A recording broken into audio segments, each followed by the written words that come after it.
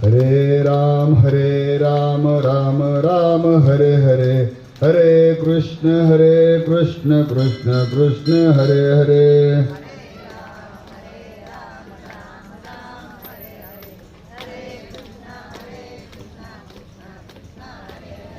हरे राम राम राम हरे हरे, हरे कृष्ण कृष्ण कृष्ण हरे हरे.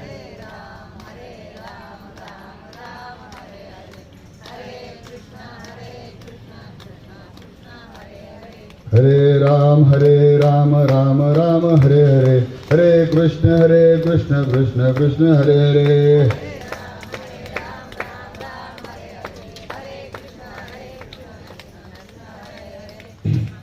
अलंकापुरी पुण्यभूमी पवित्र, जिथे नांदतो ज्ञान राजा सुपात्र, तया आठविता महापुण्य राशी, नमस्कार माझा सद्गुरु ज्ञानेश्वराशी.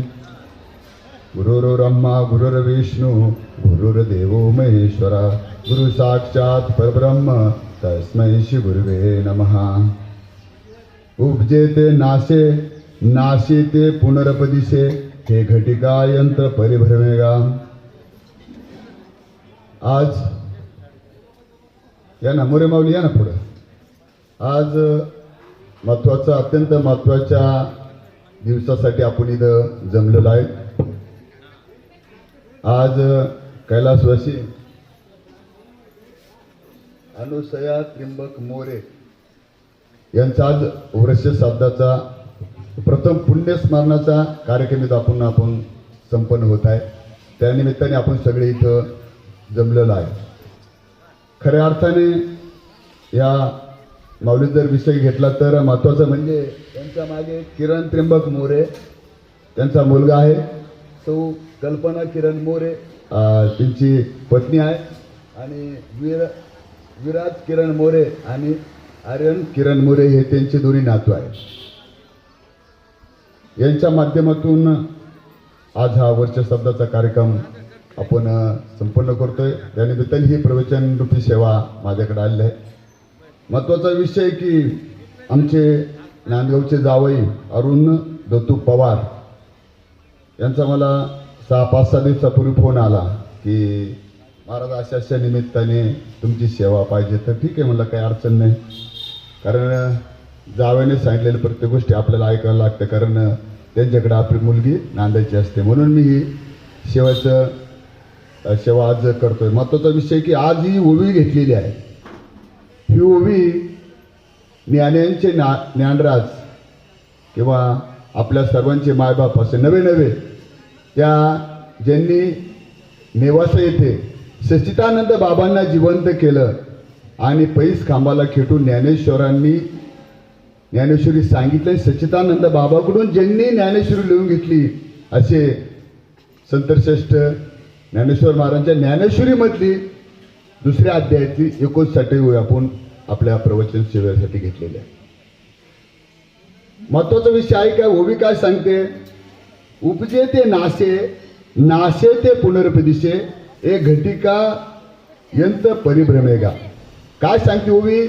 ओवी आपल्याला ओवीमध्ये ज्ञानेश्वर माऊली स्पष्ट सांगतात आपला जन्म मृत्यू आणि आपले जीवन याचा सर्व सार या ओवीमध्ये आलेला आहे. एक लक्षात ठेवा की आपण ज्यावेळेस या पृथ्वीवर जन्म घेतला त्यावेळेस परमेश्वरांनी ह्या आपल्या फक्त सर्व 2च गोष्टी त्यांच्याकडे ठेवल्या आहेत. पहिलं म्हणजे जन्म आणि शेवटचा म्हणजे मृत्यू. आणि पहिलं जे आहे पहिलं याच्यामध्ये मृत्यू म्हणजे आपल्या परमेश्वरांनी आपले एक जीवन हे काय एक पुस्तक आहे, एक ग्रंथ आहे. त्या ग्रंथाची 2च पानं परमेश्वरांनी लिहिलेली ती म्हणजे पहिलं पान आणि शेवटचं पान. पहिलं पान काय आहे? आपला जन्म आहे आणि शेवटचं पान ते मृत्यू आहे. मधले जे पानं परमेश्वरांनी सगळे कोरे ठेवले. मग त्या पानामध्ये काय लिहायचं, कसं लिहायचं हे आपण स्वतःने ठरवायचं. आपलं जीवन म्हणजे एक काय आहे, एक पुस्तक आहे. पुस्तक कसं असावं? जसं ही ज्ञानेश्वरी आहे. तुम्ही असं एक बी गाव नसतं की ज्या ज्ञानेश्वरीचं पारायण त्या गावामध्ये ज्ञानेश्वरी हसाप्त्यामध्ये होत नाही. म्हणजे ज्ञानेश्वरी जेवढा सुंदर ग्रंथ आहे तेवढं सुंदर आपलं आयुष्याचं पुस्तक आपण लिहिलं गेलं पाहिजे. मधले पानं आपण सगळे त्या पद्धतीने लिहिले तर आपल्या जीवनात असं पुस्तक तयार करा की ते पुस्तक प्रत्येकाने पाहिलं पाहिजे, ते पुस्तकाने वाचलं पाहिजे.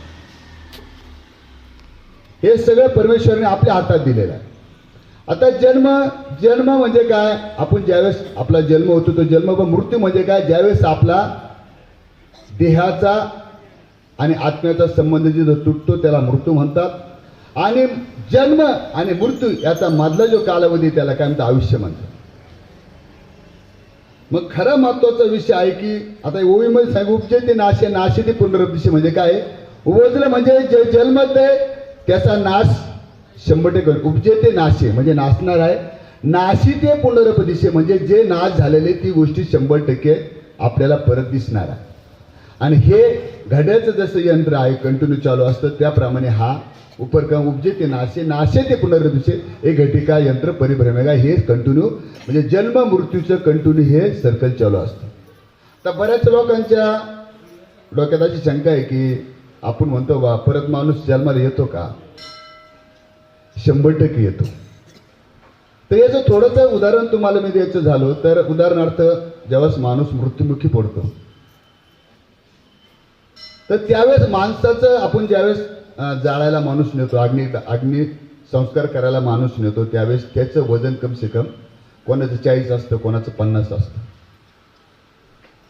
तर ज्यावेळेस त्याला अग्निडाग दिला जातो त्यावेळेस आपण जेव्हा दुसऱ्या दिवशी सावडायला जातो त्या राखीचं वजन किती असतं? 5 ते 10 किलो असतं. मग मला एक सांगा, 50 किलोचा माणसाला आपण अग्निडाग दिला त्याचं राख आपण सकाळी केली तर 5 किलो राख तयार झाली, तर 45 किलो वजन गेलं कुठे गेलं? त्या अग्नीने खाल्लं का ते? नाही. तर मला याच्यात असं स्पष्ट सांगायचं आहे की जे उपजे ते नाशे, नाशे ते पुनरुत्थान म्हणजे जे 45 किलो वजन जे होतं त्या माणसाचं त्या व्यक्तीचं ते एका रूपामधून दुसऱ्या रूपामध्ये काय झालं? ट्रान्सफर झालं, प्रगट झालं. म्हणजे कोणी अग्नीमध्ये गेलं, कोणी वायूमध्ये गेलं, कोणी पाण्यामध्ये गेले, अशा प्रकारे गेल्यानंतर ते आणि मग परत काय होतं? मग हे जर झालं तर हे परत त्याला काय होतं? परत ते कुठं ना कुठं कोणाच्या पोटी कोणाच्या रूपाने परत ते जन्माला येतं. आता हे बरेच लोकांचा भरोसा नाही. आता आपण म्हणतो बा ही आजी आली पोटाला, हा आज आला पोटाला, पण ते आहे का? हे 100% खरं आहे. पहा आता मला एवढं सांगायचं की ज्यावेळेस उदाहरणार्थ एक पुण्यात घडलेली सत्य घटना आहे. पुणे जिल्ह्यामध्ये एका शेतकऱ्याचा अपघाती मृत्यू झाला. काय झाला? एका शेतकऱ्याचा अपघाती मृत्यू झाला आणि तो शेतकरी पुण्यापासून तर जे आपल्या धुळे जिल्ह्यामध्ये एक साटण्यामध्ये गाव आहे नेताना म्हणून, त्या नेत्याना गावामध्ये त्या शेतकऱ्याचा पुनर्जन्म झाला. त्या शेतकऱ्याचा मुलगा असेल 5 वर्षाचा मुलगा असेल, फक्त 5 वर्षाचा मुलगा, पण त्याची काय झाली मागची जी आठवण आहे त्याला ती जन्म 5व्या वर्षात त्याचं काय ती सगळी जागृत झाली. मग जागृत झाल्यानंतर तो पुण्यामधल्या ज्या शिरूर नावाचं गाव आहे पुणे जिल्ह्यामध्ये, त्या गावामध्ये त्याचा अपघाती मृत्यू झाला होता. मग तिने त्या 5 वर्षाचा मुलगा क्लिअर सांगायला लागला की ह्या ठिकाणी असं असं गाव आहे, तिथं त्या गाव असं ठिकाणी, तिथं घरात हे घरात ते. पण त्याच्या आईवडिलांना काय त्यांचा भरोसा पटाना. हे 5 वर्षाचं पोरं हे काय सांगू शकते. पण जेव्हा ॲक्च्युली त्याला मग त्याच्या आईवडिलांनी आलं का खरंच सत्य आहे का खोटे म्हणून ते पडताळणी करण्यासाठी तिने त्या मुलाला गाडीमध्ये टाकलं आणि त्या गावामध्ये घेऊन गेलं. तर त्या क्लिअर जेव्हा गावामध्ये गेला तो मुलगा त्यावेळेस त्याचा ट्रॅक्टरचा नंबर सुद्धा तो सांगत होता.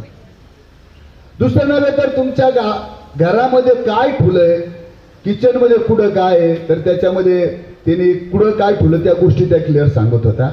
याच्यावर असं सिद्ध होतं मित्र हो की महत्वाचा विषय की उपजे ते नाशे, नाशे ते पुनरुत्थान. एक म्हणजे जो माणूस जन्मला त्याला, जो माणूस मेला त्याला परत पुनर्जन्म भेटतो. पण ते कसा भेटतो, काय भेटतो हे आपल्याला आज डिटेल्स पाहिजे. तर सर्वात महत्वाचा विषय की माणूस जिवंततेवर प्रवास करतोच, पण मेल्यानंतर माणूस प्रवास करतो का हो? 100% करतो. फक्त तिला काय राहतं, त्याचा देह जातो, पण आत्म्याचा प्रवास अप टू म्हणजे मृत्यूपासून 10वा 13वा वर्ष साध्य इथपर्यंत त्याचा प्रवास 100% चालू असतो. तर त्याच्यात आपण 2-3 गोष्टी थोडा क्लिअर करूया. 10वा म्हणजे काय, 13वा म्हणजे काय, वर्ष साध्य म्हणजे काय, ते कधी करायचं, केव्हा करायचं, हा सर्वात महत्वाचा विषय. आता माणूस गेला, देह जातो, पण माणसाचा आत्मा जिवंत असतो. आता बऱ्याच लोकांचा आत्मा, बराच असा कोणी असा माणूस आहे का ज्याने आत्मा पाहिलाय? भरपूर लोकांनी प्रयत्न केला. आत्मा एवढा सूक्ष्म आहे ते तो कोणाला दिसत नाही, परंतु त्याचं अस्तित्व 100% आहे. आता उदाहरणार्थ माणूस गेल्यानंतर मग तो काय होतं, आपण त्या माणसाला मग माणूस गेल्यानंतर सगळे पाहुणे रावळे आपण गोळा करतो. गोळा केल्यानंतर त्याला सगळं त्याचा ते बांबू गाडगड बिगड सगळे करून त्या माणसाला आंघोळ बिंगोळ घालून त्या व्यक्तीला आपण त्या तिरडीवर ठेवतो. तिरडीवर ठेवल्यानंतर आपण त्याला काय करतो, आपल्या स्मशानभूमीत नेतो, अग्निडाग देतो. अग्नि आल्यानंतर खऱ्या अर्थाने त्याचा प्रवास चालू होतो. प्रवास झाल्यानंतर तो काय होतो, आत्मा 13 दिवस आपल्या घरामध्येच राहतो. आपल्याला माहिती नसेल, पण 100% आत्मा 13 दिवस घरामध्ये राहतो. 10 दिवस, 10वा म्हणजे काय, 10 दिवस आपल्या आत्म्यावर, आता त्या याच्यावर 10 संस्कार केले जातात. नियम असा आहे की 10 संस्कार हे 10 दिवस केले गेले पाहिजे. मग त्याच्यामध्ये कुठले संस्कार आहे, त्याच्यामध्ये महत्वाचा, याच्यामध्ये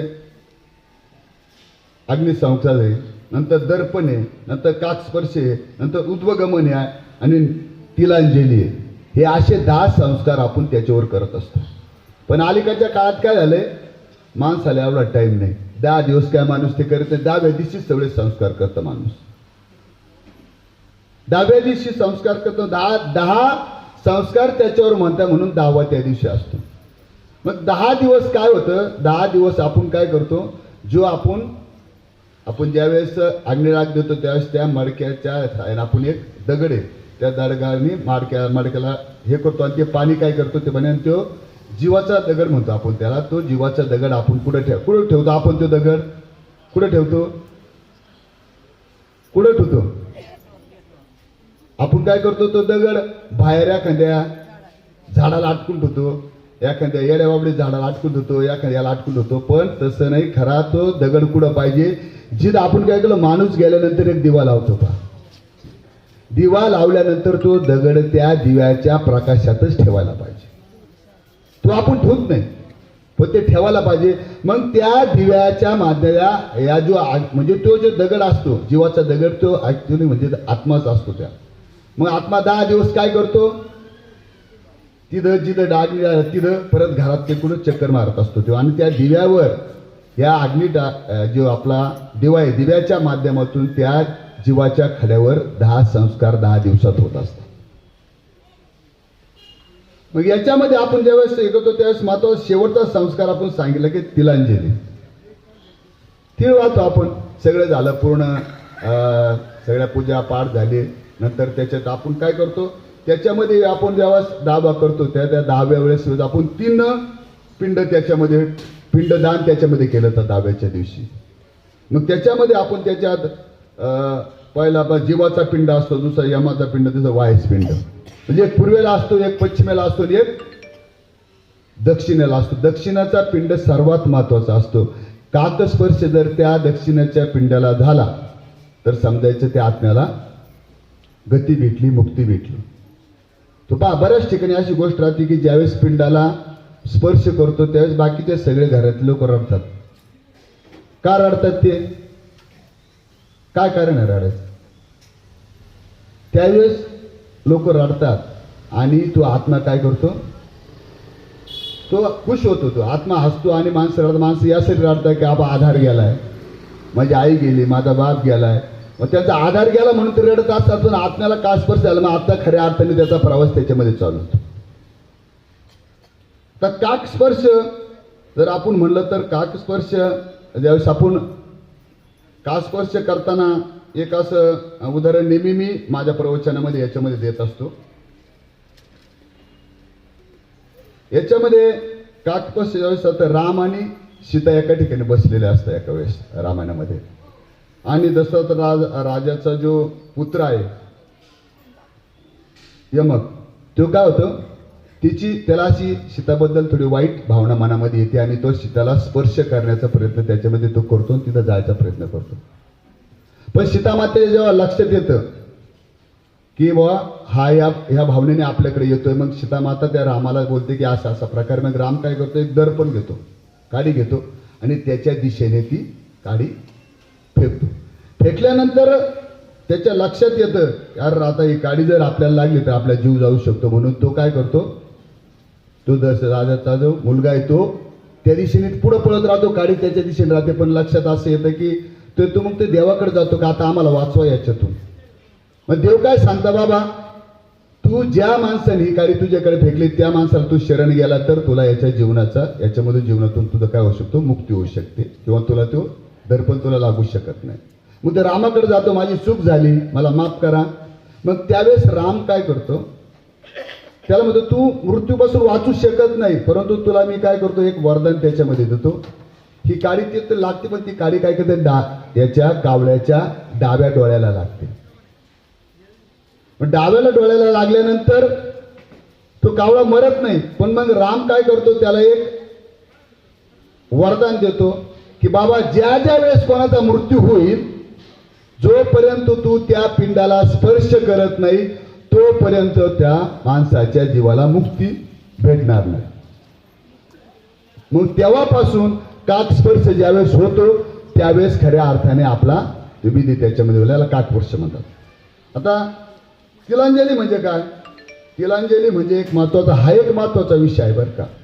तिलांजली म्हणजे आपण सर्व झालं की सर्व तिलांजली 10व्याच्या दिवशी सगळ्यात शेवटी आपण करतो.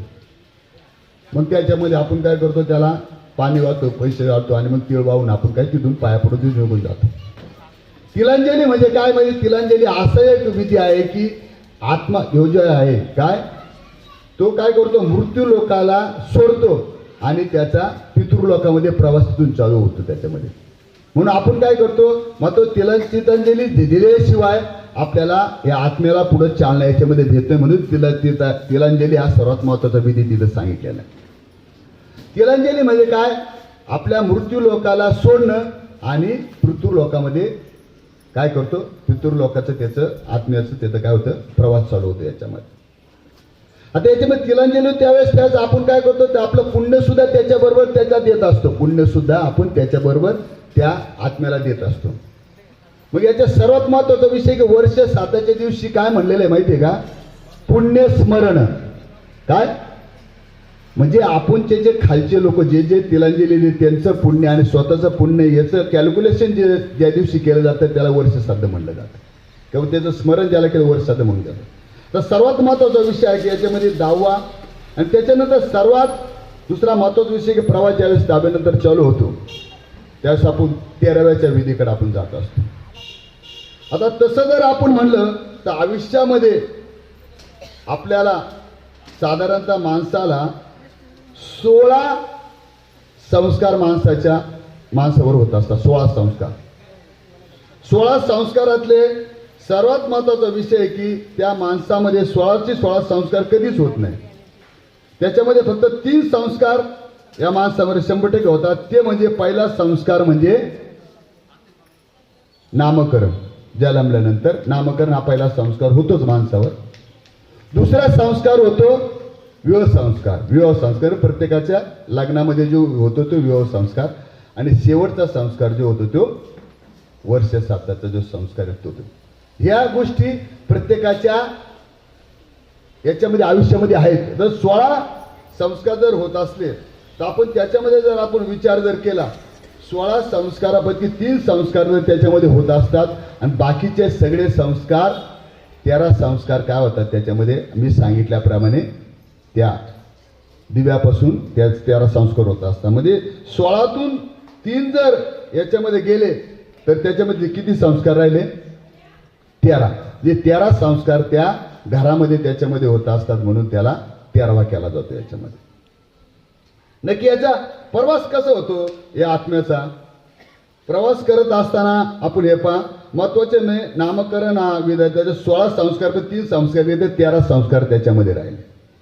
आता 13 संस्कार 13वा ज्यावेळेस होतो त्यावेळेस आत्म्याचा खऱ्या अर्थाने जेव्हा तिलांजली होते त्यावेळेस आत्म्याचा प्रवास याच्यामध्ये चालू होतो. आता आत्म्याचा प्रवास चालू असताना आत्मा निघाला की त्याच्यामध्ये ज्या चालू असताना जेव्हा प्रवास सुरतो तेव्हा एका नदीमधून त्याला प्रवास करावा लागतो. त्या नदीचं नाव आहे वैतरणी नदी. आपण बाकीच्या नद्या पाहिल्या असेल कशाने, पाण्याच्या नद्या, पण ही वैतरणी नदी पाण्याची नाही, ही रक्ताची मूलमूत्राची ही नदी आहे. पण ही पार करताना ज्यावेळेस तो पार करतो त्यावेळेस त्याला तिथे कपिला नावाची गाय असते, कपिला नावाची गाय. मग हा प्रवास सुकर कोणाचा होतो? ज्याने आपल्या आयुष्यामध्ये काही दान केलंय आणि त्यातल्या त्या जिने जर गायदान गोदान जर केलं असलं तर ती कपिला गाय त्याला काय करते, ह्या नदीतून तिकडं पार होण्यासाठी मदत करायची. कारण स्वर्गाच्या दिशेने त्याचा प्रवास चालू होतो. मग त्या नदी पार केली तरच माणूस पुढे जाईल, आत्मा पुढे जाईल. मग त्यावेळेस ह्यो पार करतो, पार करत जेव्हा तो गाय पुण्य केला असेल किंवा गाय गोदान केलं असेल त्याला ते प्रवासाला ती मदत करते आणि ते प्रवासाला 23 ते 28 दिवस ती नदी पार करायला त्याला लागतात. म्हणजे किती झाले, 13 आणि 28 किती झाले, 41 दिवस त्याला नदी पार करायला लागतात. मग हे 41 जेव्हा होतो त्यावेळेस नंतर हा प्रवास आपला सुरू होत असताना त्याचा तो प्रवास तो करता करता करता तो स्वर्गापाशी म्हणजे मृत्यू लोकांकडून जातो तर स्वर्गापाशी तो तिथं जातो. आणि तिथं गेल्यानंतर त्याला एक चित्रगुप्त नावाचा वकील भेटतो तिथं. तो वकील काय, त्या वकिलाचं भाडं पैसे नसतो, पण वकील काय करतो, तिची त्या आत्म्याची केस त्या दरबारामध्ये लढायचं काम याच्यामध्ये करत होतो चित्रगुप्त. त्याचे सगळे कॅल्क्युलेशन आहे. म्हणजे जन्मल्यापासून तुम्ही काय काय केलं ते सगळे कॅल्क्युलेशन चित्रगुप्ताकडे असतं. आता बऱ्याच लोकांना काय वाटतंय, काही मांजरीला वाटतं की आपण जर दूध पितो तर कुणी पाहत नाही. पण मला एक तुम्हाला स्पष्ट गोष्ट सांगायचं की तुम्ही एखाद्या दुकानात जर गेल तर एक सीसीटीव्ही कॅमेरा असतो. तो सीसीटीव्ही कॅमेरा फक्त दुकानातले चित्र टिपतो. पण हा चित्रगुप्ताकडे असा कॅमेरा आहे की तो कॅमेरा जन्म झाल्यापासून चालू असतो तर मरेपर्यंत तो कॅमेरा चालू असतो. त्याच्यामध्ये सगळे तुमचे पाप पुण्य सगळे टिपलेले असतात. मग त्यावेळेस जेव्हा ही केस चालू होते, केस चालू झाल्यानंतर त्याचा डिटेल अभ्यास, मग तो त्या आत्म्याला विचारतो की सगळं तुझं डिटेल्स दे बाबा मला, तू काय पुण्य केलं, काय पाप केलं, कोणाला काय केलं सगळं पुण्य तो काय करतो, ती केस त्याच्यावर नोंदून घेतो पूर्ण. आणि हे केस पूर्ण होण्यासाठी ह्याचा अभ्यास करण्यासाठी चित्रगुप्ताला 59 दिवस लागतात. किती? 59. म्हणजे आता तुमचं झालं 41 + 59 आणि मग नंतर टोटल झाले त्याचे 100 दिवस झाले. मग 100 दिवसामध्ये मग ते कॅल्क्युलेशन जेव्हा होतं, मग कॅल्क्युलेशन चालू असताना मग त्याच्यामध्ये सगळं तुमचं पाप पुण्य सगळे एका बाजूला पाप एका बाजूला पुण्य सगळ्या गोष्टी कॅल्क्युलेशन याच्यामध्ये केल्या जातात. आणि ते केल्यानंतर तुमचा ह्या केसचा निकाल 1 वर्षाने लागतो. तो दिवस हा आहे. त्या निकालाचा अभ्यास का निकाल लागायला 265 दिवस लागतात. किती? 265. म्हणजे मला सांगायचं 13 13 + 28 41 41 + 59 59 झाले 100 आणि ह्या निकाल लागला 205. म्हणजे 100 + 265 म्हणजे एकूण किती झाले 365 दिवस झाले. आणि 365 दिवसाला आज तो दिवस आहे खऱ्या अर्थाने ह्या माऊलीच्या पुढचा जो प्रवास आहे तो प्रवासामध्ये त्याला जात असतो पुढे. त्याच्यामध्ये आज मग हे कॅल्क्युलेशन जर झालं, ह्या कॅल्क्युलेशन केल्यानंतर मग तुम्हाला ठरवलं जातं की यांचा पुढचा प्रवास आत्म्याचा पुढे चालला. मग कुणी कैलासवासी येतंय, कुणी वैकुंठवासी येतंय, कुणी स्वर्गवासी येतंय आणि हे आपलं नरकवासी काय शक्यतो कुणी आपल्या पत्रिकेवर लिहित नाही, पण नरकवासी सुद्धा राहते बरं का याच्यामध्ये. आता ज्यावेळेस आपण प्रवासीकडे चालू झाली सगळे कॅल्क्युलेशन इथून मग ठरलं जातं कोण स्वर्गाला जाणार, कोण वैकुंठाला जाणार, कोण तुमच्या कैलासाला जाणार, कोण नरकामध्ये राहणार. त्या गोष्टी तिथं त्या तुम्ही काय पुण्य केलं काय पाप केलं तुमच्या सगळ्या गोष्टी त्याच्या कॅल्क्युलेशन केल्या जातात. पण ज्यावेळेस आत्मा तिथून निघतो कुठून, आता 13वा झाल्यानंतर आत्मा निघतो, त्यानंतर त्याला आता प्रवासामध्ये त्याला जशी आपण एखाद्या प्रवासाला निघतो आपल्याला भूक लागते का हो? लागते का? आपल्याला लागते. आपण काय करतो, आपल्या खिशातले पैसे काढतो, कोणी वडे खातोय, कोणी पाव खातोय, कोणी मिसळ खातो, कोणी जेवण करतंय, मग आपला आत्मा करतो, आपण तृप्त करून घेतो. बरोबर आहे की? पण हा आत्मा जेव्हा प्रवासाला सुरुवात करतो त्यावेळेस त्याला सुद्धा भूक लागते. आणि तेव्हा भूक लागते तेव्हा अन्न कोण भेटतं त्याला? म्हणजे आपण काय करतो, दर महिन्याला आपण पित्र जेव घालतो. ज्या दर महिन्याला आपण पित्र जेव घालतो आणि ते पिंड त्यावेळेस पिंडदान तिथे केलं जातं, अन्नदान जेव्हा केलं जातं, ते अन्न डायरेक्ट इनडायरेक्ट कोणाला भेटतं? ते आत्म्याला भेटतं. मग तिथं खाली खाली आपण अन्नदान केलं, पुण्य केलं, ते त्याला ते भेटतं आणि आत्म्याचा प्रवास हळूहळू हळूहळू व्यवस्थित पुढच्या दिशेने चालू राहतो. आता बरेच लोक म्हणतील तुम्ही खाली आत्मावर त्याचा प्रवास करून हा पैसा कस काय जाईल व तिथं त्याला कस काय भेटन? तर 100% भेटतं. आज कलियुगामध्ये तुम्हाला साधं उदाहरण देतो मी. माझा मोबाईल नंबर आहे 94 224 77 333. काय आहे? 94 233 224 77 333. समज तिकडून एखाद्याने माझं बटन गुगलवर गेला आणि बटन दाबलं आणि त्याच्यावर 1000 रुपये टाकले. मी जरी नसलो, मी समज नाशिकच्या बाहेर जरी असलो तर ते पैसे माझ्या याच्यावर येतं का? येतं का?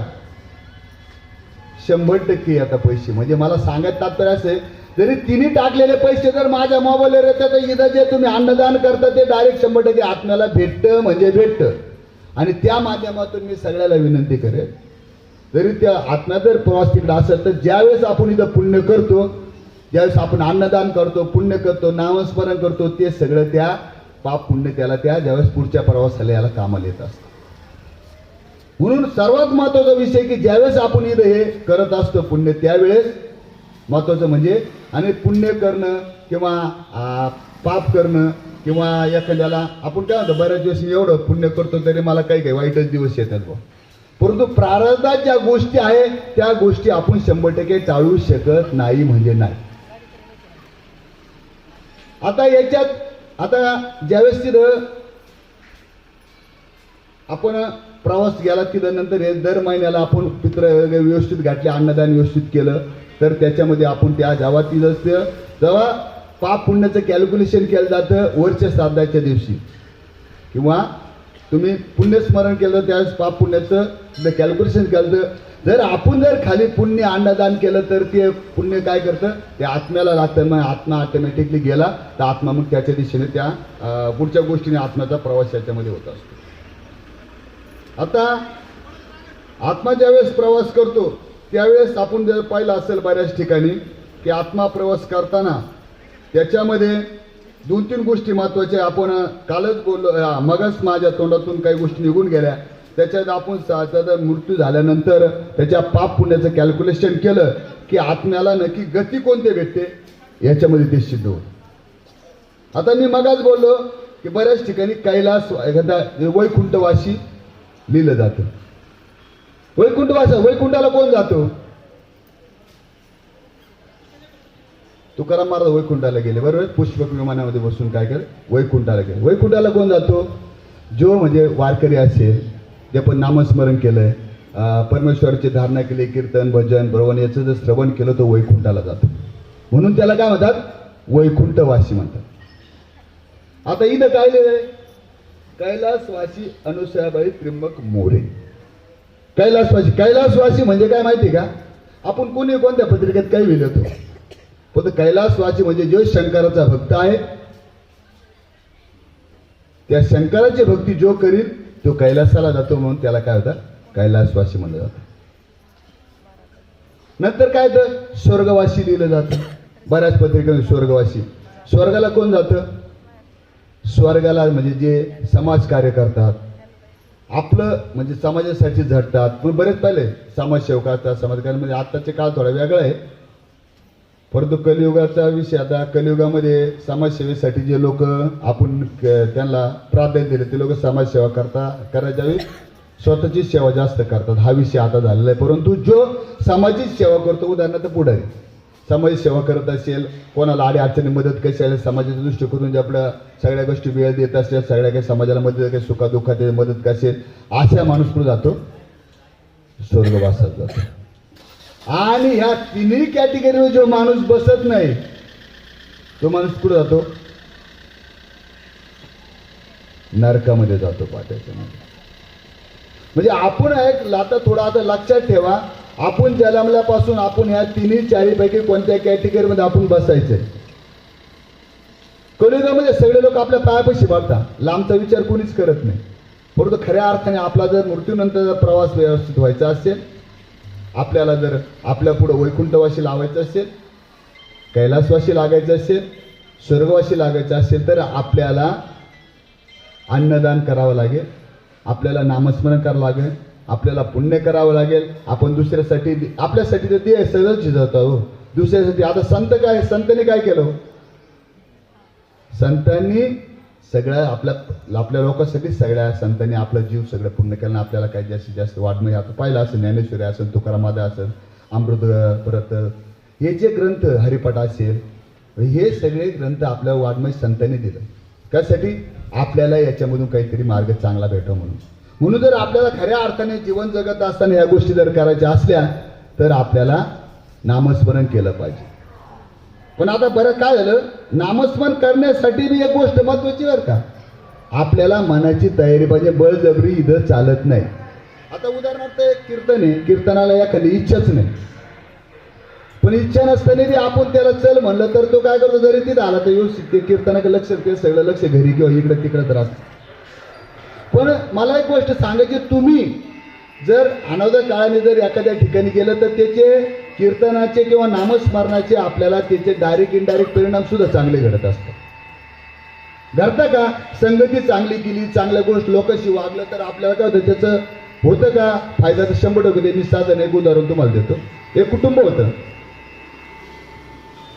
नाशिकमध्ये, समजा कामटवाडीचं एक कुटुंब होतं, नवरा आणि बायको, त्याला काही लेकरं बाळं नव्हती. पण दोन गोष्टी होत्या, बायको आध्यात्मिक होती, धार्मिक होती, त्याला कीर्तन भजनाचा नाद होता. ह्या गड्याला काय कीर्तन भजनाचा नाद नव्हता.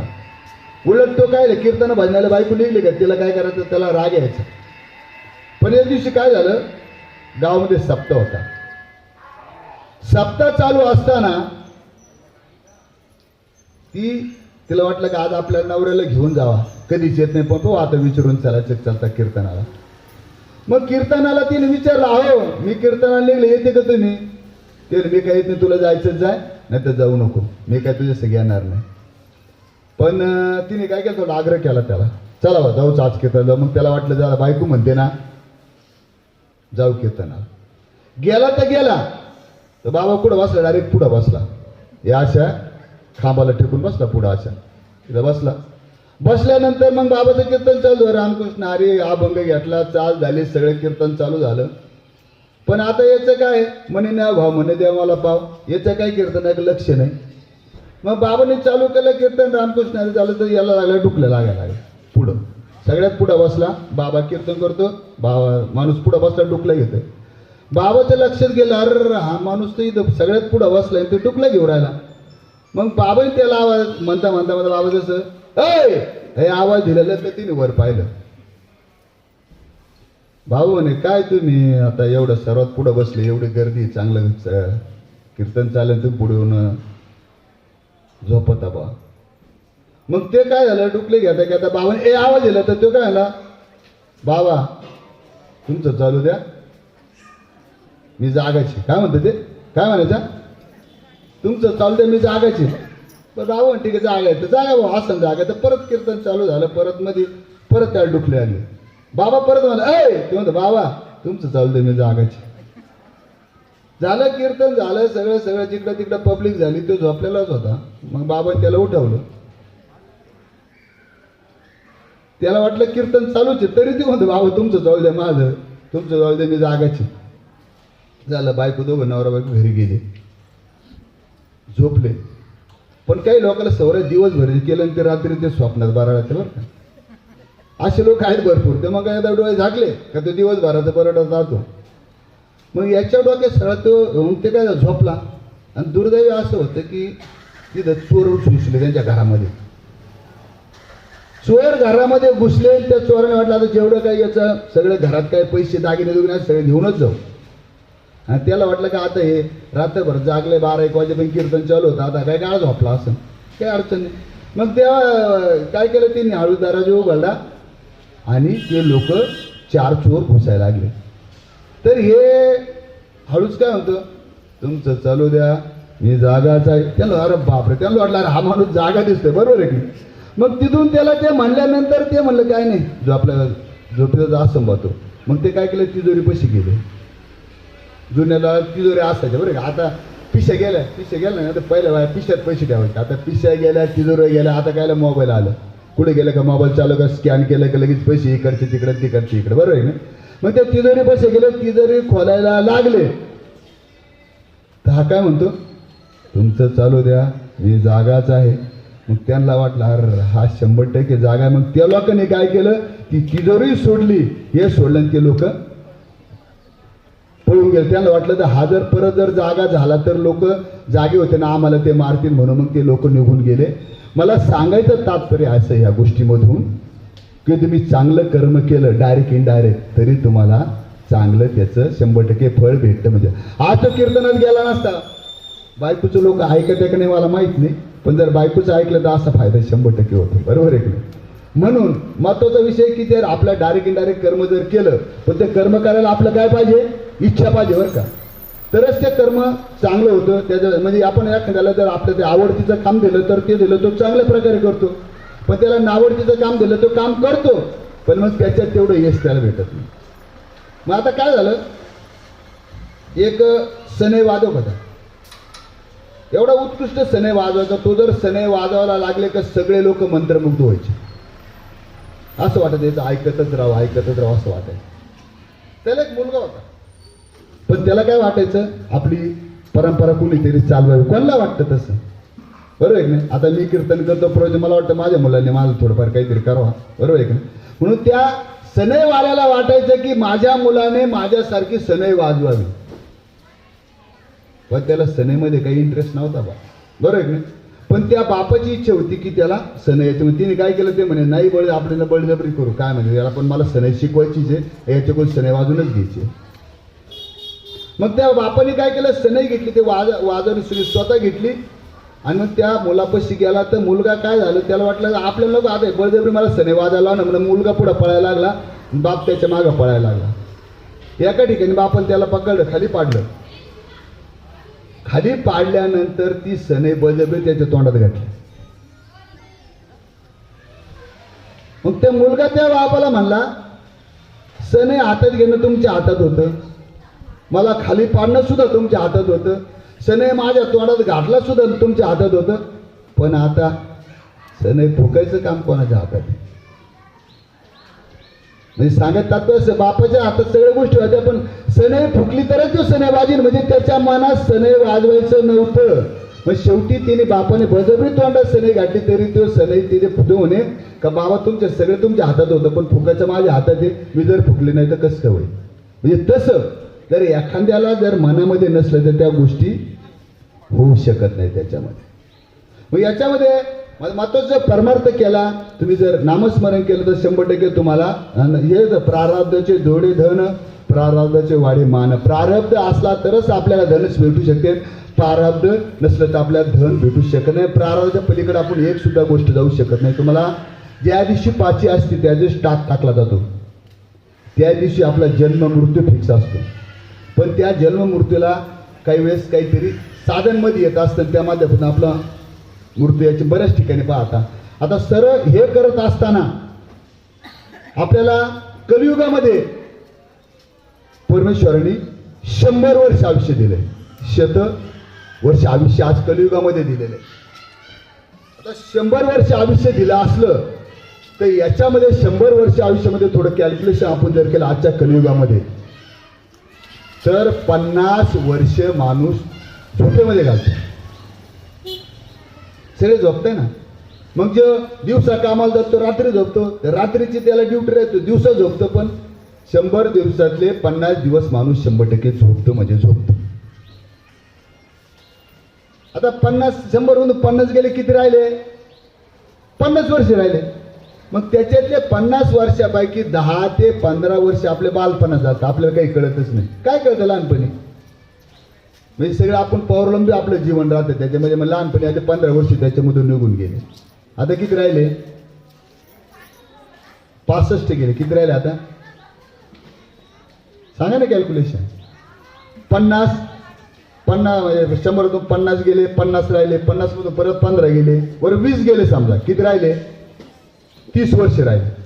30 वर्षाचे शेवटी म्हातारपण. 15 वर्ष शेवटचे 10-15 वर्ष म्हातारपणात जातात, बरोबर आहे की नाही? मग त्यावेळेस जसं लहानपण तसं म्हातारपण. म्हणजे पहिले गेले 20 वर्ष, शेवटचे गेले 15 वर्ष. खाली किती राहिले? फक्त 15 वर्ष राहिले आपल्या जीवनामध्ये, बरोबर आहे की नाही? मग 15 वर्ष जर आपल्याला खरं जीवन आपलं किती वर्ष जगायचे? आपल्याला 15 वर्ष. ते जीवन जर तुम्ही चांगलं जगलं तर तुमचा हा प्रवास, मग तिथं वर्ष साध्याच्या दिवशी झालेलं कॅल्क्युलेशन, त्याच्यात तुम्हाला कुठं कोणत्या याच्यात तुमचा प्रवेश होणार, कुठं काय होणार, या गोष्टी याच्यामध्ये भेटतात. म्हणून आजच्या काळामध्ये माणसं आहे ना, ते 15 वर्ष सुद्धा नीट जगत नाही. त्याच्यातले काही लोक आहे ना दुपारी झोपते परत. त्याच्यातले 5 वर्ष त्याचं वाया घालतात. म्हणजे खरं जीवन जगायचे आपल्याला 100 पैकी फक्त 10 वर्ष. 10 वर्ष जीवन जर आपण चांगल्या मार्गाने जगलो, म्हणजे त्याच्यात आता महाराष्ट्र जे ही संतांची भूमी आहे. आणि सर्वात महत्त्वाचं, आपण जिथं आज नाशिक नगरीमध्ये, या नाशिक नगरमध्ये प्रभू रामचंद्राचा पदस्पर्श झालेला आहे. पंचवटी असेल, तिथं राम मंदिर पाहिलं असेल तुम्ही, पंचवटी पाहिलं असेल.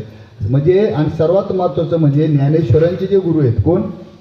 निवृत्तीनाथ बाबा यांची समाधी त्र्यंबकेश्वरला. म्हणजे हे नाशिक जे सिटी आहे, नाशिक जे तीर्थक्षेत्र आहे, ते एवढं पवित्र आहे. हे पवित्र आहे की आज आपण या नाशिक या तीर्थ म्हणजे नाशिक जिल्ह्यामध्ये आपला जन्म झाला असेल किंवा त्यात आपण त्याला त्या पद्धतीने संतांच्या भूमीमध्ये आता जन्म झाला, तर आपले जे कर्म कसं असावं. तर याच्यामध्ये मी तुम्हाला आधी बोललो की आपले पुस्तक आहे, आपलं हे आयुष्य आहे, याच्यामध्ये असं लिखाण करा, असं लिखाण करा, तर कोणाला सुद्धा ते आपलं पुस्तक पाहावंसं वाटलं पाहिजे. ते पुस्तक आपल्याला वाचावंसं वाटलं पाहिजे. जसं आपण पाहिलं असेल प्रत्येक ठिकाणी ज्ञानेश्वरी पारायण होतं. आता बऱ्याच ठिकाणी आता रामायण चालू झालंय, त्याच्यामध्ये परत शंकर भगवानची कथा चालू झाली, शिवपुराण चालू झालंय, रामायण चालू झालंय. आता वेगवेगळ्या कथा याच्यामध्ये परत संत पुराण वगैरे सगळ्या गोष्टी, परत देवी पुराण, बऱ्याच ठिकाणी बऱ्याच गोष्टी आता कथा याच्यामध्ये चालू झाल्या. पहिलं फक्त ज्ञानेश्वरी पारायणच होतं सप्त्यामध्ये, प्रत्येक ठिकाणी होतं याच्यामध्ये. तर याच्यामध्ये आपण जेव्हा जीवन जगतो त्याच्यामध्ये साधारणतः ह्या गोष्टी आपण लक्षात ठेवल्या पाहिजे. तर मग प्रारब्धानेच या गोष्टी होतं बरं का. प्रारब्ध नसलं तर कोणत्याच गोष्टी आपल्याला शक्य नाही या गोष्टीमध्ये. तर प्रारब्ध, काही लोक काय म्हणतात बाबा, आपण काय करतो, जे आपल्या नाही गोष्टी ना त्याच्या मागे आपण जास्त पळत राहतो. देह आपला आहे का? आहे का आपला देह?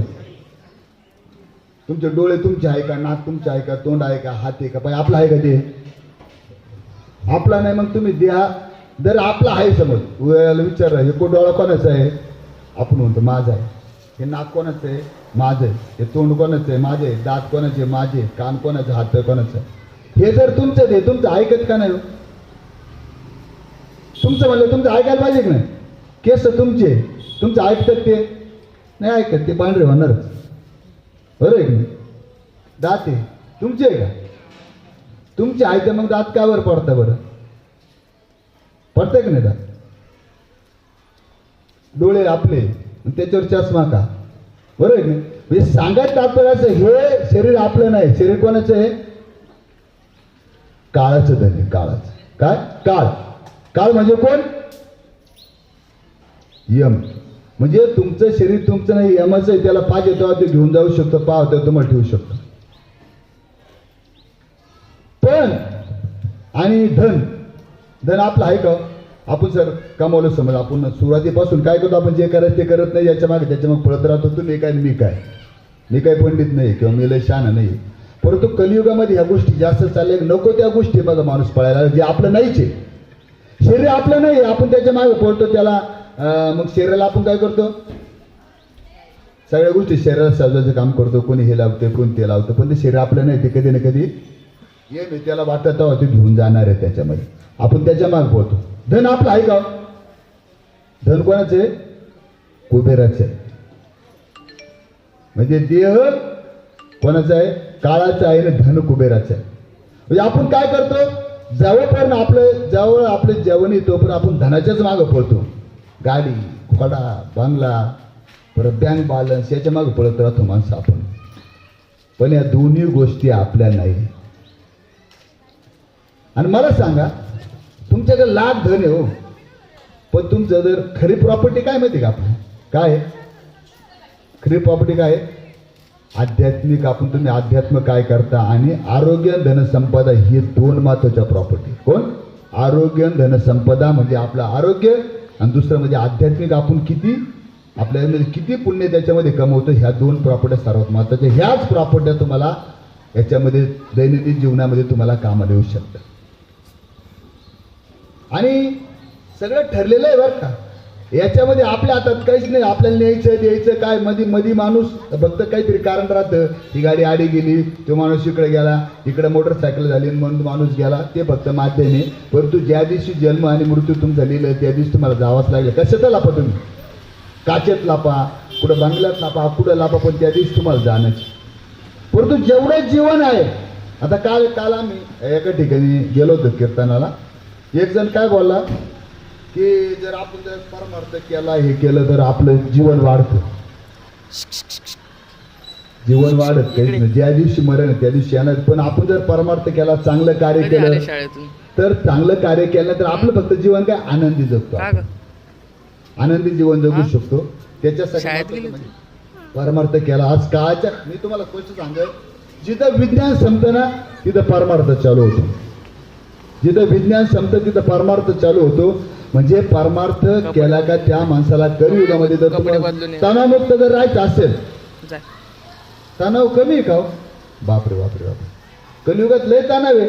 म्हणजे तुम्ही पोटात असल्यापासून तणाव चालू होतं. 7व्या महिन्यापासून तर अप टू मरेपर्यंत तणाव होते. म्हणजे आज बालवडीचं पहिलीचं पोरगं म्हणतं मला लय टेन्शन आलं. तिची चुकी नाही. त्याचं वजन 10 किलो, बोकंडी वजन राहतं 15 किलोचं. त्याला झोपेतच आई उठवते, झोपेतच आंघोळ घालते, झोपेत दप्तर देते, आलो का परत विचारते काय शिकवलं. त्याला टेन्शन आहे की त्याला ते लहान पोराला त्याचं वय म्हणजे जे वय खेळायला आवडायचं आहे त्याला आजच्या काळामध्ये एवढा लोड आहे अभ्यासाचं की ते टेन्शनमध्ये. पुढे गेलं शाळेत गेला तर शिकायचं टेन्शन आहे मास्तराचं. शाळा शिकला 11 12 गेला, 12 गेला, पुढे गेला तर मग नोकरीचं टेन्शन आहे. ते टेन्शन. तिथून पुढे गेलं तर पूर्वी कसं भेटेल त्याचं टेन्शन. पूर्वी भेटलं ती घरात वागण आई बाबा सांभाळे का त्याचं टेन्शन.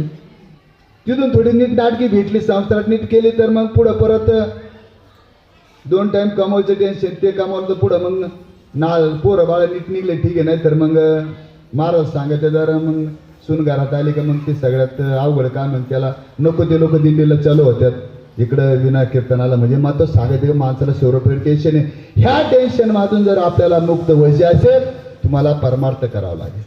तुम्हाला कीर्तन आम्हाला सांगा, ज्यावेळेस आपण कीर्तनाला तर 2 तास आपल्याला बाकीचं काही आठवतं का? आपलं सगळं लक्ष कुठं राहतं? तिकडं राहतं. म्हणजे त्या काळामध्ये तणावमुक्तीचं खरं कारण असतं. तर परमार्थामुळे तुम्ही ह्या कलियुगामध्ये तणावमुक्त राहू शकता. पण परमार्थ करायचा पण धन कमावायचं. धन किती कमावलं तर आपण सगळं काहीच नेत नाही. येताना बी माणसाला येताना बी खिसा नसतो, जाताना बी खिसा नसतो. असा कोणीच माणूस नाही पृथ्वीवर ज्याला त्याने खिसा घेऊन आलाय. जसं येतो तसं जातो. मरताना बी ते काढून घेते सगळं. म्हणजे खिसा नाही. मग किती कमवलं तर इथंच ठेवायचं. तर मग तुम्ही का त्याच्या मागं पळाता? पळावा, पण किती पळावा? पोटा पाण्यापुरतं. लोक काय करता? पोट भरलं तरी दुसऱ्याच्या ताटातलं कसं आपल्या ताटात हे पाहताना असं पाहिलं का मग त्याला ते सुख नसतं. काही लोकांना दुसऱ्याच्या दुःखामध्ये सुख असतं. पहा, एक माणूस होता, त्याचं पोट लय दुखायला लागलं. तो डॉक्टरकडे गेला. मग डॉक्टर म्हणे माझं काय? डॉक्टर काय झालं? माझं लय पोट दुखतं म्हणे बरं का. मग डॉक्टर म्हणे पोट दुखतं. तर मग तिने काय केलं? सुरुवातीला गोळ्या दिल्या. परत दुसऱ्या तिसरी गेला म्हणून काय माझं पोट काय राही ना भाऊ. डॉक्टर म्हणे मग गोळ्या नाही तर मी इंजेक्शन देऊ. इंजेक्शन दिलं. तरी तेच पोट राहणार. तिसरी गोळीचे दोन्ही दिलं तरी त्याचं काय पोट राहणार. मग त्याला डॉक्टरला विचारलं, मी तर एवढा पेशंटिस्ट माणूस, एवढे पेशंट मी केले, पण हे पेशंट काय माझ्याकडून नीट व्हाय ना भाऊ. डॉक्टर वाटलं त्यालाच विचारू, तुझं पोट कशामुळे दुखतंय. मग त्याने विचारलं, बाबा, अरे भाऊ म्हणे आता मी सगळे पर्याय करून आता थकलो बाबा, आता का पोट दुखत हे सांग. मग ते काय म्हणलं माहिती का, शेजारी त्याने एक 4 व्हीलर घेतली, तेव्हापासून माझं पोट दुखायला लागलं. मग असं जर पोट दुखत असलं तर त्याला पर्याय आहे का हा. पण या कलियुगामध्ये असे प्रकार जास्त चालू आहे. म्हणून कलियुगामध्ये आता कलियुग नाही आहे, कलयुग आहे. कलयुग काय म्हणतात, कलियुग नाही आहे, कलयुग. याच्यामध्ये कल चालू, तुम्ही पाहिलं असेल, सासू सुनाचं, बापल्याकडचं, परत आता कोणाच जमायला तयार नाही आतमध्ये. हे कलयुग आहे. आणि कलीचा जो आहे ते कली राक्षस आहे, त्याचं युग आहे. याच्यामध्ये या वाईट गोष्टी चालू असतात. मला सांगा, आता हे डायरेक्ट इनडायरेक्ट जे मोठे मोठे संकट येत आहे ना, त्याला कारण आहे बरं का, की आपणच आपलं संकट आपल्या अंगावर ओढून घेतोय. पहिलं असं नव्हतं. आता मला काय सांगायचं, आपणच आपल्या गोष्ट कलियुगात. पहिलं काय होतं, काय झालं ह्या काळामध्ये ना, 2 गोष्टीला काय झालं या कलियुगामध्ये, आई आणि गाई. काय लक्षात ठेवा, 2 माता आहे, गोमाता आणि आपली धरणी माता, आणि दुसरी म्हणजे आपली काय जन्मदाता माता, गोमाता. ह्या 3 माताला, या कलियुगामध्ये 3ही माताला मान आज दिला जात नाही. आईला लोक व्यवस्थित सांभाळत नाही. त्याच्यात तुम्ही मला गोमाता पाहिला असेल का, आपण गाईचे बी प्रत्येक ठिकाणी बाहेर कत्तलखान्यात ती परिस्थिती आपण व्हिडिओ पाहिले असेल ती. आणि धरती मात्यातच पाहिल्यासारखं आहे. धरती मात्या सुद्धा आता एवढे खतं टाकायला लोक, ते सगळं तिचा सुद्धा नाश करून दिला. म्हणजे जन्मदाता, गोमाता आणि धरती माता याचा मान ह्या धरती कलियुगामध्ये राखला जात नाही. म्हणून आज हे मोठे मोठे सण करू नका आलं. त्याला कारण हेच की आपण त्या गोष्टी करू जाते. आणि महत्वाच्या गोष्टी तुम्हाला मी सांगेन, आपण ज्यावेळेस जन्माला येतो त्यावेळेस आपल्याला मातृ, पितृ आणि समाज हे ऋण हे फेडावेच लागतात, तरच तुम्हाला मुक्ती आहे. नाही तर मुक्ती नाही तुम्हाला इथून बरं का. आता पहिल्या सर्वात महत्वाचं, आपली सर्वात महत्वाची जन्मल्यानंतर पहिली जी आपली गुरु असेल तर कोण आहे, आई आहे. सर्वात पहिलं तर आपण जन्मल्यावर पहिला जे कोणाचा हात धरत असेल तर आपल्या आईचाच होतं. मग आई आपल्याला फार मग टाळू भरणं, आंघोळ घालणं, हात इकडं पाय सगळं पहिल्यापासून तिथून शिक्षण आपलं चालू होतं. मग आई आपल्यासाठी किती कष्ट करते. काय ऋण आहे आईचं आपल्यावर, प्रचंड ऋण आहे आईचं आपल्यावर. आई आहे म्हणून आपण आजी दिसतोय, नाही ते हे नाही माहिती आहे का. म्हणजे आईचं ऋण आपल्याला, आपला 9 महिने 9 दिवस आपल्या घरामध्ये वाळवलं, आपल्याला त्रास होण्यामधून. कधी तिखट खाल्लं नाही, कधी आंबट खाल्लं नाही, कधी म्हणजे ज्या वेळेस परिस्थितीत त्यावेळेस त्या आईने काय केलं, आळणं चिणी कोणाला खाल्लं फक्त आपल्याला त्रास होण्यामध्ये. पण 9 महिने 9 दिवस सगळ्या वेदनेनंतर त्या वेदना सहन केल्या आणि त्याच्यानं आपल्याला जन्म दिला. सर्वात महत्वाचं हे पुण्य, मातृपुण्य आपल्यापासून, म्हणजे मातृचा उपकार आपल्यामध्ये आईचे. म्हणून त्याला लहानचं मोठं केलं. आपण जन्मामध्ये आपलं किती होतं, 1.5 किलो वजन होतं, 1.5 किलो 2 किलो. त्याला बोलता येत नव्हतं, हे नव्हतं, फक्त ते बाहेर आलं. एकदा काय रडलं मोठे, आणि मग लहानचं मोठं केलं. नंतर हे तुमचं शिक्षण, हे ते सगळ्या गोष्टी केल्या त्या, म्हणजे आईने आपल्याला सगळं मोठं केलं. एवढं ऋण आपलं आईवर आहे. पण मग जो मुलगा आईचं सगळ्या ह्या 16 विधी, म्हणजे तुमचं 10वा असेल, म्हणजे तुमचा अग्निडाग असेल, तुमचा 10वा असेल, तुमचा 13 वर्ष श्राद्ध जो करेल त्या मुलाला 100% मुक्ती भेटणार. म्हणजे भेटणार. म्हणून आईचे मातृ ऋण आहे ते इथं आल्यावर फेडायलाच पाहिजे. म्हणून वर्ष श्राद्ध, त्या वर्ष श्राद्ध करायचा अधिकार कोणाला आहे, त्या माणसाच्या मुलाला आहे, मुलीला आहे. मुलगा जर नसता तर मुलीने केलं तरी चालतं, पण खऱ्या अर्थाने त्यांनी जर हे वर्ष श्राद्ध केलं तर त्याला मातृऋणातून तो मुक्त होतो. आता दुसरं पितृऋण, म्हणजे वडिलांचं ऋण. तर मला एक सांगा, मला एक गोष्ट सांगायची, आपल्याला छोटं जर काही झालं तर आपण काय म्हणतो, आई ग म्हणतो. एखादी ठेस लागली, एखादा काय आई ग म्हणतो. पण एखादं जर मोठं संकट आपल्याला अचानक जर आपल्याला आपण चाललोय रानामध्ये आणि अचानक जर साप दिसला, नाग दिसला, आपण काय म्हणतो? बापरे. काय म्हणतो? बापरे म्हणतो. आई काय म्हणतो कोणी? बापरे. म्हणजे सांगायचं तात्पर्य असं की आई आपल्याला छोट्या छोट्या संकटात मदत करते, पण बाप असा आहे आपल्याला मोठ्या मोठ्या संकटात मदत करतो. तो दाखवत नाही, कोणताच बाप दाखवत नाही बरं का. तुम्हाला पाहिजे आईतरी बोलत, पण बाप कधी दाखवणार नाही म्हणजे नाही. पण त्याच्यामध्ये आता बापाचं आपल्यामध्ये एवढं ऋण मोठं आहे की त्याच्यामध्ये आपल्याला जी आतापर्यंत इथं बसलोय, मी काय तुम्ही काय, हे सगळं आई बापाचंच ऋण आहे आपलं. तर बाप काय करतो? बापाचा एक स्वभाव आहे बरं का. आता मला माझ्यावरून उदाहरण सांगतो. मी अमरावतीला कॉलेजला होतो, बेशियागरीला. माझी घरची परिस्थिती वाईट असते त्यावेळेस, फार दुष्काळ असायचे. म्हणजे घरचे फार त्या बाजरीचे तुकडे कुरकुरे करायचे आणि ते करून खाणारे होते. त्यावेळेस परिस्थिती तशी होती मी शिकायला असताना. पण मी ज्यावेळेस शिकायला अमरावतीला गेलो त्यावेळेस म्हणजे मला एकही महिना असा आठवला नाही की मला माझ्या तिथं पैसे आले नाही. नव्हती परिस्थिती घरी. पण वडिलांनी बऱ्याच वेळेस काय केलं, आईचं म्हणे मंगळसूत्र गांठवलं असेल ते करून मला पैसे पाठवले. एवढे नवे नवे. तर बाप असा माणूस आहे कधी दाखवित नाही, पण मुलाला कधी कपडा असेल, कधी बुटाचे, शाळेचे पुस्तकाचे, कधी बापाने कमी नाही पडू. स्वतः फाटके कपडे घातले असतील, तुमची कोपरी फाटकी घातली असेल, पायात फाटकी चप्पल घातली असेल, पण मुलाला कधी तिने कमी पडू दिला नाही. त्याचं तत्व एकच होतं, आपला मुलगा मोठा व्हायला पाहिजे, यालाही करायला पाहिजे. बरोबर आहे की नाही? एवढे उपकार आपचे नवे नव्हे. तर आपण जर जेव्हाच आपण कन्यादान करतो पहा, त्यावेळेस लग्नाचा थोडासा प्रसंग जर आपण डोक्यामध्ये घेतला तर तुम्हाला सांगतो बाप आहे ना सगळ्या गोष्टीमध्ये पुढे राहतो, सगळ्या गोष्टीमध्ये पुढे राहतो, सगळ्या गोष्टीमध्ये पार त्याचं पार जमावण्यापासून तर पार लग्न लावापर्यंत प्लॅनिंग असतं पूर्ण. पैसे गोळा करणे, कोणाला कमी पडायला नको, कोणाला काय नको, अन्नदान व्यवस्थित झालं पाहिजे, पाहुण्या व्यवस्थित, सगळ्या गोष्टी होते. पण ज्यावेळेस मुलगी वाटायला आवडतो त्यावेळेस बाप कुठं असतो? सगळ्यात मागे राहतो. पण तो सगळे लोक पाहत असतात, पण मग तो काय करतो? त्याला वाईट वाटतं, तिने सगळे काय स्वतःचा हे मग त्यावेळेस बाप एका बाजूला खाली मुलगा घालून रडत असतो त्याच्यामध्ये. पण ज्यावेळेस मुलीच्या लक्षात येतं की आपला बाप दिसना, मग मुलगी जावं त्याच्याकडे पळत बापाकडे पाहते, बापाच्या कवडी घालते गळ्यामध्ये, त्यावेळेस बाप ढासळासा होतो. आणि मग महत्व सांगायचं तात्पर्य असं आहे की बापाचे उपकार एवढे आपले का बापाचे उपकार, आईचे उपकार आपल्याला कधीच आपण विसरू शकत नाही. हे तुम्हाला सांगतो, जो मुलगा आपल्या बापाचं आणि आईचं वर्ष श्राद्ध व्यवस्थित घालणार ना, त्याला मुक्ती भेटल्याशिवाय चालणार, भेटल्याशिवाय राहणार नाही म्हणजे नाही. म्हणून मित्र सगळ्याला सांगतो, कलियुग जरी असलं तर आपल्याला आपल्या स्वतःच्या मुक्तीसाठी आपल्या आईबापाच्या आत्म्याच्या प्रवासासाठी वर्ष श्राद्ध गेलंच पाहिजे.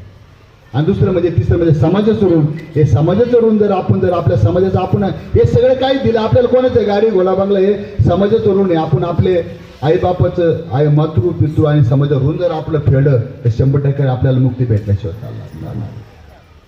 म्हणून महत्वाचा विषय असा आहे, आता 11:30 वाजता आले, आपण फक्त 5 मिनिटं करू आणि मग तर त्याचा विराम घेऊया.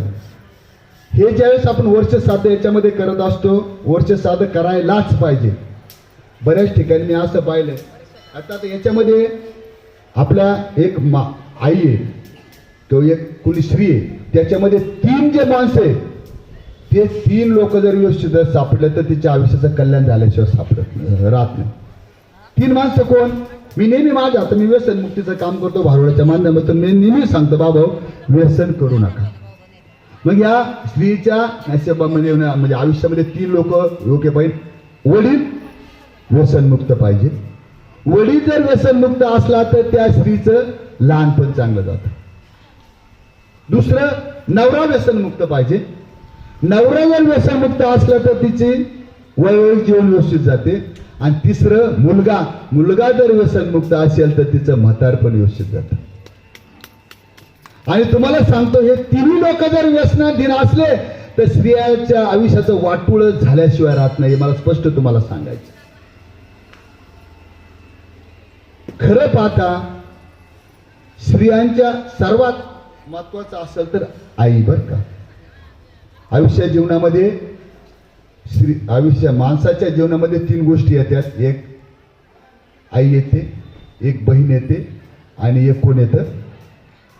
आई, बहीण आणि बायको. ही 3 लोक माणसाच्या आयुष्यामध्ये, हे 3 श्रीरूप सीमे येतात पहा. याच्यामध्ये बहीण जरी म्हणली बरं का, कलियुगाचा विषय चालला तुमचा कोणाचा नाही, मी दुसऱ्या देशातलं दुसऱ्या तालुक्याच्या जिल्ह्यातलं सांगतोय, बहीण जरी आहे किती भावाला प्रेम करत असले, पण बहिणीचा सुद्धा त्याच्यावर प्रेम करायचा स्वार्थ आहे बरं. कलियुगामध्ये तुम्ही भरपूर केसेस पाहिल्या आता, प्रॉपर्टीसाठी बहिणी सुद्धा भावावर केस टाकायला लागल्या कलियुगामध्ये. म्हणजे बहिणीचा सुद्धा नात्यामध्ये स्वार्थ आला. बायको नात्यामध्ये स्वार्थ आहे बरं का 100%.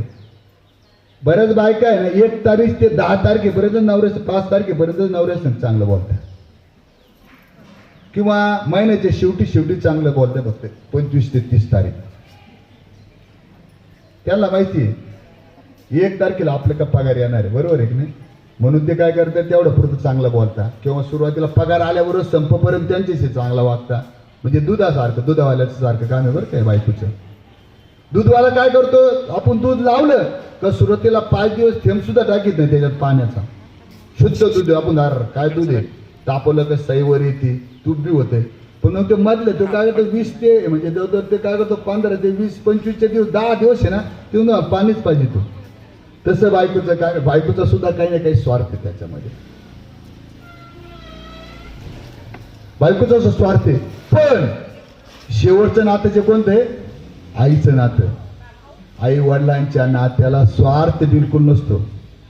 तुम्ही पाहिले असेल, तुमची आई असेल, माझी आई असेल, आई कधीच नाही. आईला फक्त काय अपेक्षा राहते की मला फक्त 2 टायमाचा तुकडा जरी नाही दिला, आणि मला फक्त ज्यावेळेस नोकरीवर नेईन कामावर मला फक्त विचारलं आई तुझी तब्येत कशी, एवढी जरी तिला विचारलं तर आईचा स्वार्थ एवढाच स्वार्थ नाही याच्यामध्ये. म्हणजे लेकराचे हित, म्हणजे आईच्या डोक्यात फक्त एक माझ्या लेकराचं हित कसं होईल, त्याचा संसार कसा होईल, तो कसा चांगला, त्या ह्याच गोष्टी ऐकते. म्हणून एकमेव असं नातं आहे जगामध्ये की आई. पण ध्यानात ठेवा मित्र, एकदा आई वडील गेले ना जगात सगळं भेटतं, पण आई वडील कधीच भेटणार नाही. स्वामी तिने जगाचा, आई बिना भिकारी. म्हणजे एवढं सत्य आहे की जर आई गेली तर गेली बाबा. मग आता कलियुगामध्ये तुम्हाला स्पष्ट आणि क्लिअर सांगतो, तेवढं आई बाप आहे ना त्यावर सांभाळा मित्र. एकदा आई बाप गेलं का परत तुम्हाला कधीच कोणी भेटणार नाही.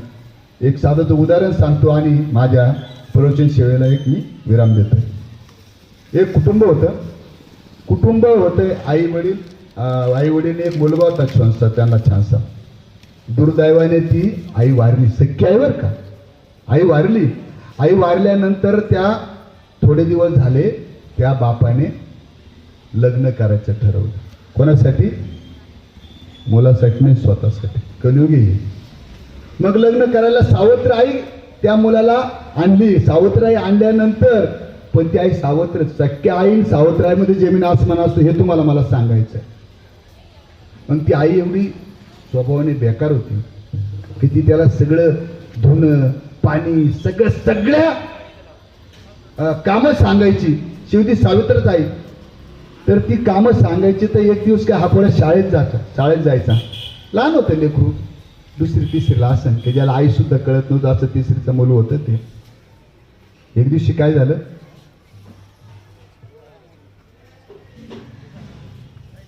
एक दिवशी तिने त्याच्या याला आपल्याला काय मुलाला साडीला इस्त्री करायला लावली. मग तो इस्त्री करत होता, लहान मुला 3 वर्षाचा पोरगा इस्त्री करत, त्याला काहीच ते म्हणे साडीला इस्त्री कर, मला बाहेर पार्टीला जायचं. मुलगा म्हणा आई मला नाही येत इस्त्री. पण सावत्र मी त्याला इस्त्री करायला सांगितली, तो इस्त्री करत होता. तेवढ्यात काय झालं, त्याचा एक मित्र, शाळेचा मित्र त्याला आला आणि त्याला आवाज दिला, बाळ्या अरे मला गणिताची वही पाहिजे रे. मग तिने काय केलं, इस्त्री तशीच ठेवली आणि बाहेर गेला गणिताची वही त्याला द्यायला. मित्र आहे, छोटा आहे, त्याला कळत नाही, तो त्याच्यात बोलत राहिला. त्याच्यामध्ये बराच कालावधी निघून गेला. इकडं काय झालं, इस्त्री तापलेली होती, पूर्ण साडी काय झाली, जळाली. जळाल्यानंतर तो उग्र वास त्या आईच्या नाकाला गेला.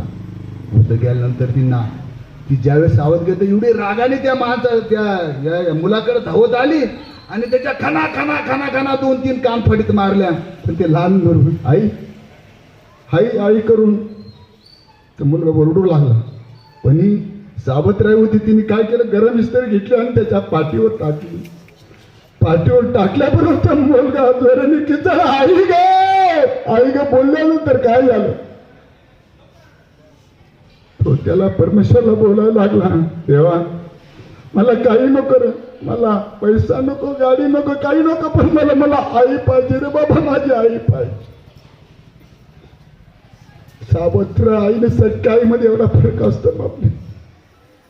म्हणून सर्वांना सांगतो बाबा हो, आई वडील आहे ना, तीर्थ आहे, काशी आहे. आई वडील काशी न झाले कोण्या तीर्थाशी, जर आई वडील आहे हेच तुमचे तीर्थ आहे मित्र.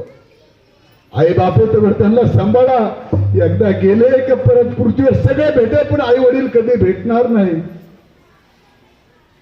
ठीक आहे, आज या वर्ष श्राद्धाच्या कार्यक्रमानिमित्त आमचे जावई अरुण दत्तू पवार, नांदगावचे जावई, माझी सासवडी सुद्धा नांदगाव आहे, त्यांच्या माध्यमातून मला सेवा भेटली.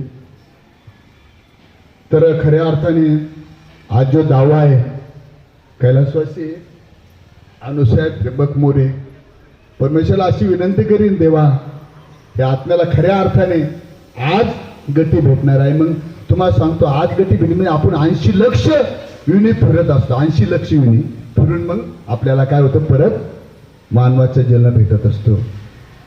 मग मानवाचा जन्म असा तसा भेटत नाही. मानवाचा जन्म आपल्याला पाप पुण्य एकत्र झालं, आता तुमचा काटा जर सरळ झाला तरच तुम्हाला मानव जन्म भेटत असतो. म्हणून मानव जन्म आपल्याला परमेश्वराने दिला, अमूल्य. काय किंमत आहे या देहाची? अहो, एक डोळ्याचं ऑपरेशन केलं तरी 3 लाख रुपये, कधी बरोबर आहे की? एक दात जर बसा झाला तर 40,000 रुपये. परत दात म्हणजे तुमचं कॅल्क्युलेटर बंद पडेल एवढा देहाची किंमत आहे. म्हणून आपल्याला हा देह काही साधा भेटला, आपण काय कुठं 8% केला होता, पण तरी देवाने आपल्याला दिला. तर त्याच्याकरता आपण जीवनामध्ये नेहमी पुण्य करा, समाजाच्या दृष्टीने चांगलं वागा, आई वडील सांभाळा, एवढंच सांगतो. आणि माझ्या प्रवचन रूपला शोध बोला पुंडलिकावर विठ्ठल, श्री ज्ञानदेव तुकाराम, माऊली ज्ञानेश्वर महाराज की जय. विठ्ठला विठ्ठला विठ्ठला विठ्ठला विठ्ठला रामकृष्ण.